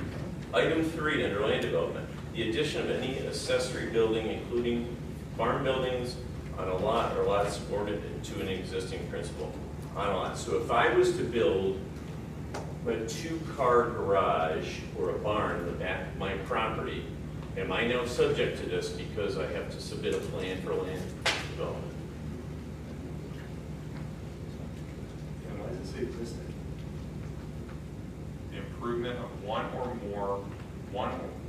lot or 2 or more contiguous lots, tracts, or parcels of land for any of the other purposes. So if it meets the definition, it meets the definition. So if I was going to add But a again- building on my property, then And one accessory structure to an existing lot is not land development. That's what it says.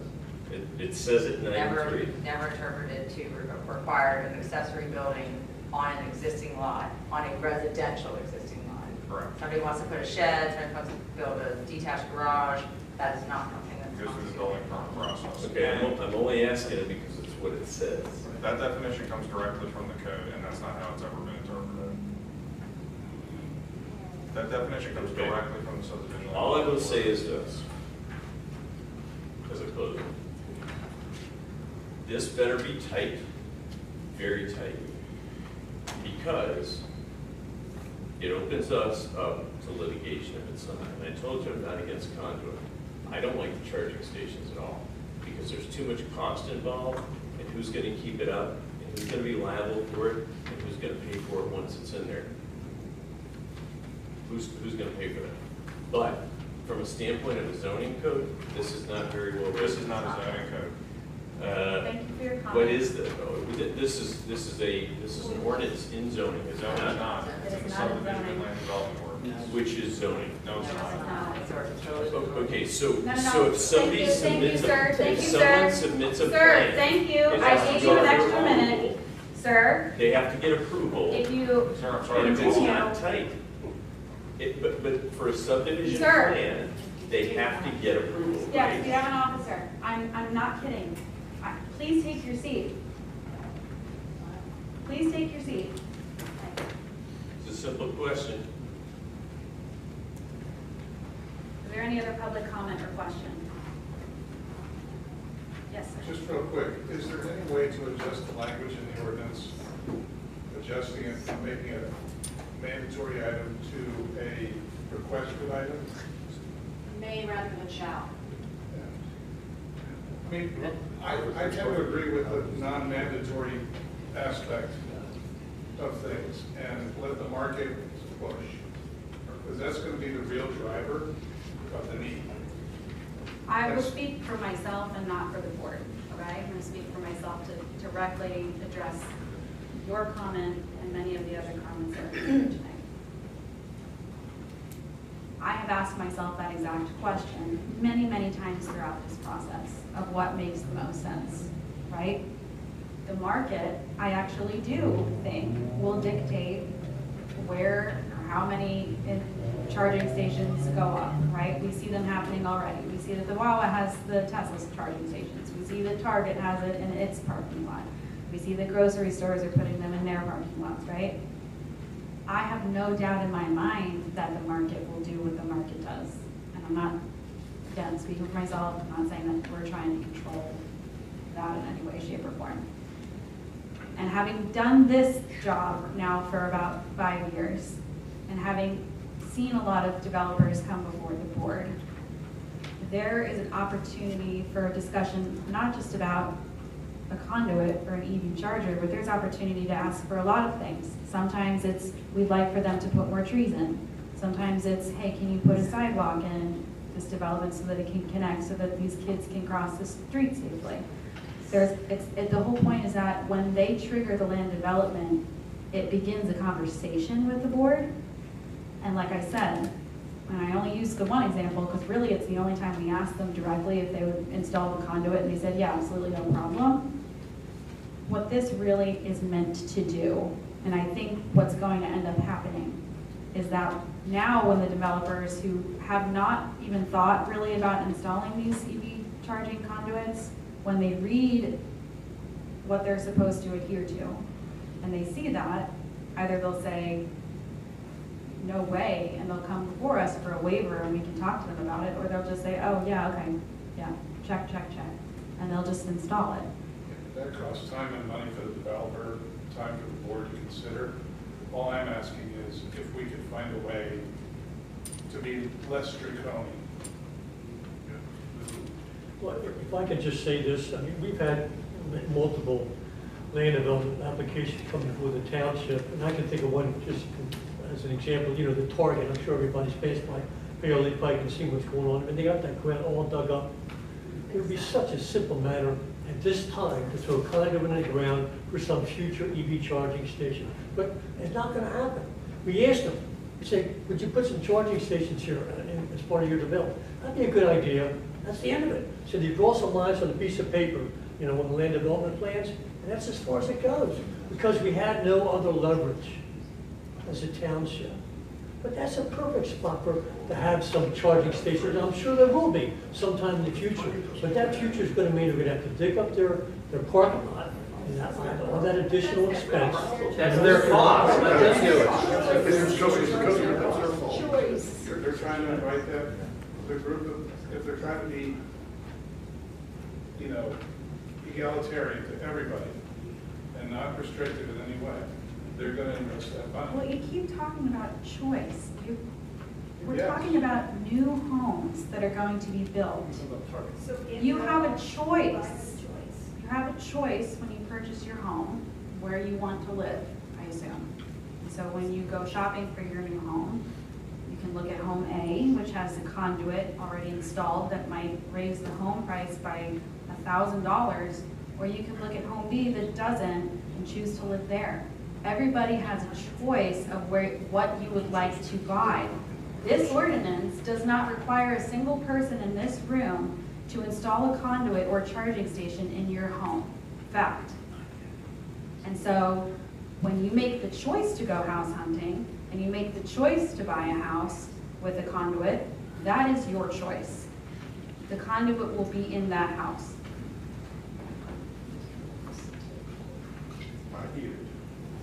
Yes.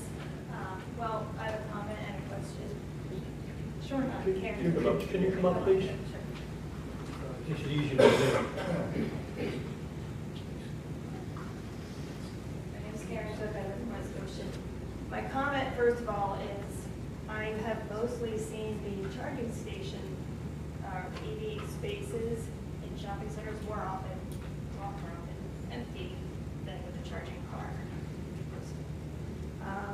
As far as choice, if I want to buy a house in a particular neighborhood, that's a given, and I can't buy a house there because I don't want to pay for the conduit, then I don't have a choice. With all due respect, and I really mean this with all due respect, So I really think that the cost of the conduit is a drop in the bucket of the cost of the entire That's not the home. point. The point is if it's mandated, then that's making me not have the choice to buy in that neighborhood. You can choose not to buy the home. She's missing my point. No, you can choose not to buy a home next to a lake. You can't change the fact that the lake is there.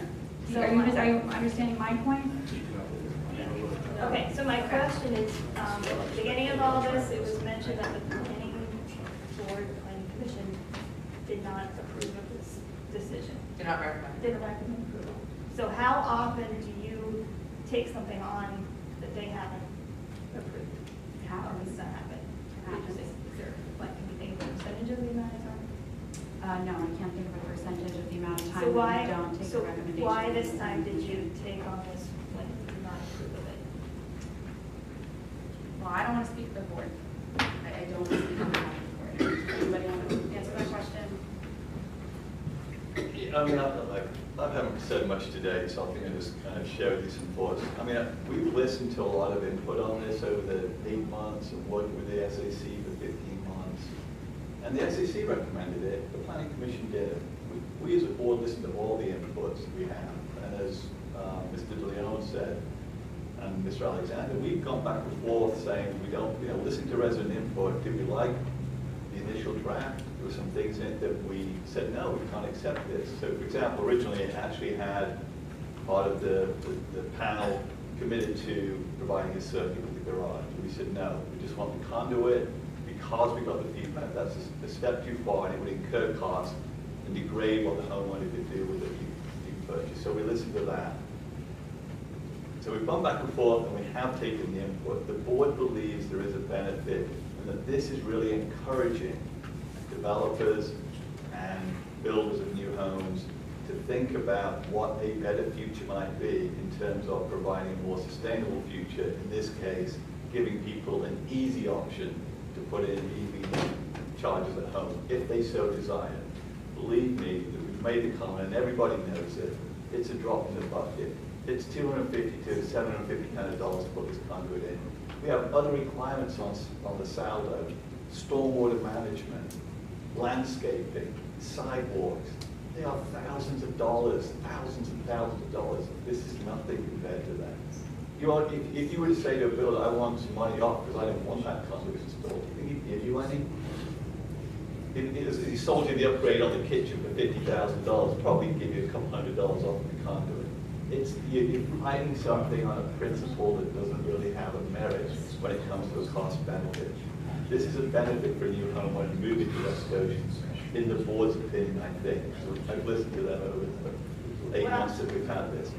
And there is already a cost of nothing, of the laissez-faire, let the market decide, inaction, that society's decided around some of this. So for example, I looked this up before the meeting because I knew this would be a topic that would be of interest. Right now, Pennsylvania has had in the last 12 months one of the largest increases in homeowner insurance that there's ever been because of the increasing number of natural catastrophes that there are in the U.S. It is driving up the insurance market for residents, for businesses. We are paying that extra cost to mitigate a problem. Well, not to mitigate a problem, we're paying the consequences of not mitigating a problem. So to me, taking this baby step, it's a baby step of asking for conduit in new home construction, in subdivisions, not your home, not anyone else's in this room, is a minor step to say, maybe we can have a better future if we start tackling it, eating the elephant one little bit at a time. Yeah, I just wanted to add to that I see it certainly supported, and I see it as a cost savings because of the way the future is going with electric cars. I see it as a cost savings to the resident, considerable cost saving to the resident in the future. In an existing home, if you have to put electrical outlet in for your car, it's going to cost you a lot of money. So I see it as a benefit to the residents of West Goshen and all the other townships that have implemented this. It's a good thing for the residents, and we're saving them a lot of money as a result of that, especially that the trend is going in the way of electric cars. I know Ashley got put one in her house. I don't know what her cost was, but I know it's astronomical compared to something that's not built yet, that you can actually just lay it and be glad that it was there. Okay, now we just have to look into it and save a considerable amount of money. Well, I think the main point, which still I'm not sure you guys understood it, but a lot of people are trying to make it, Mr. Golden brought it up. Why make it a mandate? He gave 4 other options of different verbiage that could be used. Let the market bear it out. If you have a builder that's offering this and 90% of people go for it, then that builder's going to make a bunch of money, and all the other builders are going to say, okay, I want to do that too, and then the market will bear that out as well. But if you make it into a mandate, like someone else was saying, people, like to have choice, talk about choice, so make it a choice, don't make it a mandate. one last item real quick. If you vote on this tonight and it passes, then this is the language that will be employed. Yes. But as our solicitor mentioned, this is a living ordinance, and if there are things that we need to tweak along the way, changes, things that come up that we deem necessary, we can amend it at any time. And how does that process work? Just like this one is working. So somebody would have to present it to the board as an adjustment to the ordinance? Yes. And we could hear from developers that say, this is a burden, I think it's going to change the cost for a commercial redevelopment side, you're 20% off, you only need 10%, you amend the ordinance, we're happy to comply with the 10%, not 20. If we hear enough of that, then we can change it. Okay, thank you. Yes, Mr. DePrisco. I promise I'll keep it brief, because everybody said everything I wanted to say. I'm gonna comment on the comments to try to, I think we lost the forest through the trees. So, for the record, Sal DePrisco, chemical engineer, 43 years, 25 years in green industries. I've been used as a subject matter expert, including by the state of Pennsylvania, for putting together a best practices for code officials in green energy. So everything is said. I compliment everyone who's here, both who support my opinion and who don't support my opinion. So it's not about that. And yes, full disclosure, I'm a property owner in the township. I will be building a house. It will have a 12 kilowatt solar PV system on it, and it will be charging a used EV. I will not buy a new one. I will buy a used one. It'll probably be a good deal. Okay. That being said, and didn't mean that to be snarky. I honestly didn't mean it to be snarky. So, 3 different points, and I'll be brief. So please understand, and because there's connotations that go when we say the word developer. A developer could be anything from what we think of Greystone, all the way to you have a nice piece of property that you want to section off a little piece for your kid or family member. That's part of subdivision, and then that will comply. That'll have to comply. Okay? Well, not if she's just subdividing, if there's nothing being built. Well, no, I'm saying she's building a house. No, she's building a house next. Building one house. Right, is right. not- Building one house is not. So subdividing your own property and then where there's a house built next to your house is not considered under the SALDO? It's considered a subdivision, but Right, so the way you had first described it, I thought you were just talking about. Oh, no, drawing a line subdividing, in the lot. no, subdividing and then building a house for, your whomever, so forth. Okay, so it's apparent to me, and I'm not an expert in the language, so I do understand the way I read the ordinance, but I am not a lawyer, so I don't understand. It seems fuzzy to me, but I'm surely not someone who can critique on that, so I'm going to leave that part out. But it seems to me, and I'm just going to make really honestly 2 points, that the driving force behind this, which was, and I do appreciate both of your comments because I am a huge conservationist, I'm a huge environmentalist, okay? However, I also am a huge engineer and about factual math based. If we are concerned with CO2, then you got to do cradle to grave, and with all due respect, I think the driving force between the decisions, listening to the individual comments of the board, of you 2 gentlemen here, and of other people here, which I know at least one person in this room voted on a board who came up here and gave testimony, which I found interesting, but which is not disclosed. But in any case, that being said, cradle to grave says it's not necessarily the best practice, and I'm going to get to the point why I bring this up, best practice to mandate EVs. And I'm not suggesting we're mandating EVs. I'm going to get there. We're going to mandate a single thing, okay, a single thing for the sake of taking that minor step, that baby step, the first bite of the elephant, as Mr. Walsh said, for the sake of helping the township. So the point I'm going to make, so for the sake, because I think I'm probably the last speaker, then I guess for the record, let's put it on the record, on the camera here, I believe that the reason why we're talking about a SALDO for this particular item is based on the three things that I've heard over the past couple of months. I've been involved the 8 months, I've been here for the 2 or 3 months. So, this board sent something to the Planning Commission twice, and it voted 8-1 against a mandate and 7-2 against a mandate, but the 7-2 had some subs in there. They dissented, and Mr. Hellman was one of them. We had a great conversation. Yeah, we're getting there. I'm getting there. The second thing here, though, is, okay, so the Planning Commission twice says no. I believe that we have not had one vetted fact from this board how this mandate is going to benefit the majority of the taxpayers of West Goshen, nor have we had a vetted fact where the majority of the taxpayers of West Goshen have asked for this. So I do believe that, I mean, that's, the township's afford to serve the betterment of the township. So again, yes, stormwater management benefits everyone in the township. A mandate for a single item here, which seems to be driven by CO2 reduction, is what's bothering everybody in this room, because they've seen overreach of government entirely too much. So when you see the little piece, it makes people get uncomfortable. It's not, I agree that the cost of the conduit is nothing. In my house, I'm going to put in a conduit because I'm going to have a detached garage and I want it. I'm going to give you another minute. It's the word mandate. And everything you said about suggesting and getting developers, to want to do this, hey, encourage them, suggest it. I think it's a good idea. You know what? If you give us this, we'll get you that. It's the word mandate. And that, I'm sorry to say that I've seen over a couple of months here that there was somewhat of an agenda behind this, which I think has been revealed. And again, I am pro-conservation, but I'm pro-reduction, but it's not with EVs. So once again, planning board rejected it twice, no vetted facts that is benefiting the vast majority of the taxpayers. So at least that's for the record, and whatever the vote is, the vote is. So I thank you for your time. Thank you. Okay. Okay, so with that, we will, Mr. Goldie, you've already had a chance to speak. I just have one point.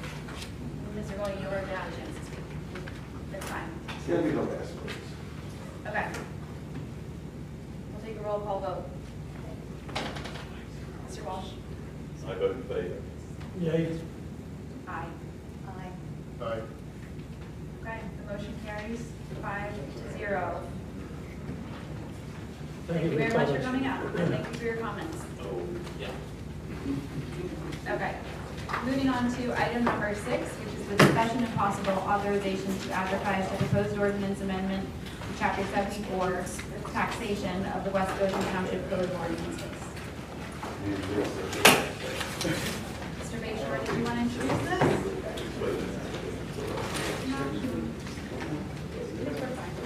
Go ahead. All right, Madam Chair, before the board this evening is consideration to authorize the advertisement of the proposed ordinance amendment to Chapter 74 of the Township Code of Ordinances. This deals with taxation. Specifically, this ordinance would amend the deadline for the certification of qualifying volunteers, both in terms of when the chief of each agency must submit the list and when the board must certify the list. Currently, the code establishes a requirement that the agencies must submit their list by January 15th of each year, and they must be certified by the board by March 1st. This has presented certain issues on the earned income side. We did discuss this in the Fire and EMS Coalition meeting back in May, where I raised some of these concerns. Essentially, the way it works now is they certify the list, but we don't upload the information to Keystone on the earned income side until the fourth quarter of the year, and then that's for the earned income credit. And what happened in 2023 that we discovered in our first year is that there were new lists that were generated where some people dropped off and some people came on, which isn't a bad thing. It's what we want to do. But we did some research on other municipalities who have this type of program, and most have a fall deadline. So the proposed ordinance would shift the deadlines for the fire companies, EMS agencies to submit their list to the townships by October 15th, and then certified by the board by November 15th, respectively. And we have to upload the information to Keystone by December 31st, so that will fall within their guidelines. The one question I do have, and Chris and I apologize for not catching this when I first reviewed this, do we want to put in the amendment anything about it being effective January 1st, 2025? I don't think you have to, because you've already done it. The time has already passed for 2024. I thought about that. All right. Yeah. All right, thank you. So that is, if authorized by the board this evening, this could be considered at the July 16th meeting.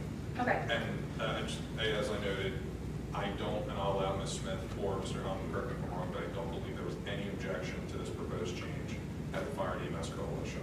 No, there's no objection. Seems pretty straightforward and like it makes sense. It's really just a housekeeping thing. Yeah. Okay. Does somebody want to make a motion then to advertise the ordinance? I'll make that motion. I'll second. All right, thank you very much. Is there any public comment or question on this motion? I'll just say for the board, I'll notify the chief of each agency just to let them know this is proceeding forward. Okay, wonderful, thank you. All right, hearing none, all in favor, please say aye. Aye. All right, motion carries 5-0.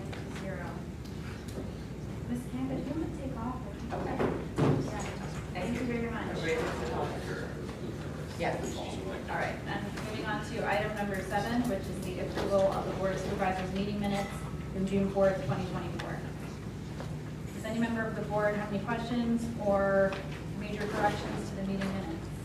I do not. I will make a motion to approve the meeting minutes for June 4th meeting. I'll second. All right, thank you very much. Is there any public comment or questions on the meeting minutes from June 4th, 2024? All right, hearing none, all in favor of approval, please say aye. Aye. All opposed? Hearing none, the motion carries 5-0. Item number 8 is the approval of the bills to be paid for the general fund, the sewer revenue fund, the waste and recycling fund, and the capital reserve fund. Does the board have any questions or comments on the bills to be paid from these funds? Yes, I have one question. Okay. Chris, on the prepaid fund list, page 2 and 3, there appears to be 2 costs for the shuttle for the tour of the parks. There's one for a different use than is listed.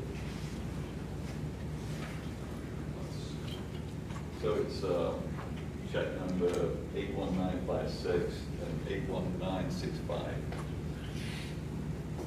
Is that on the manuals or the bills list? It's on the manuals list. The prepaid fund list.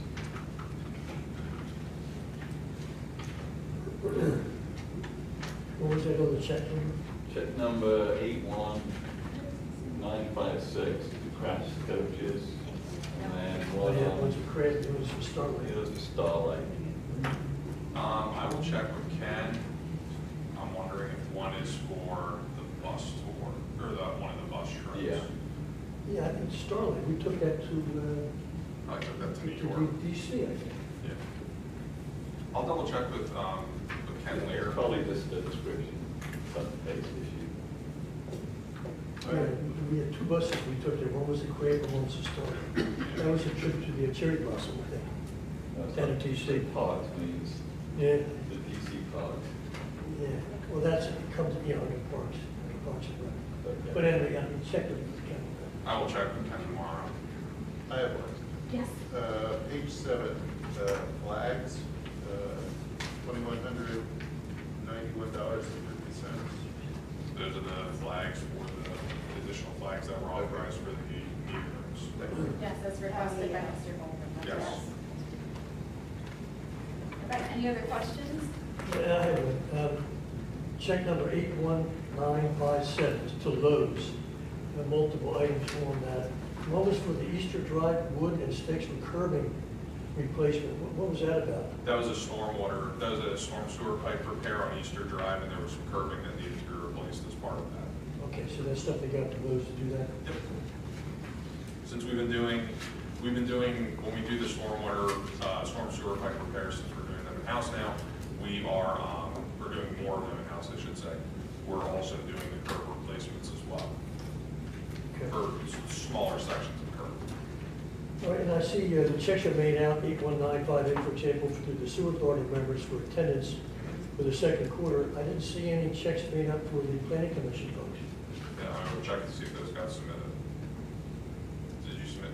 Okay, they'll probably be on the next list, but I'll make sure those get submitted. All right, thanks, that's all I have.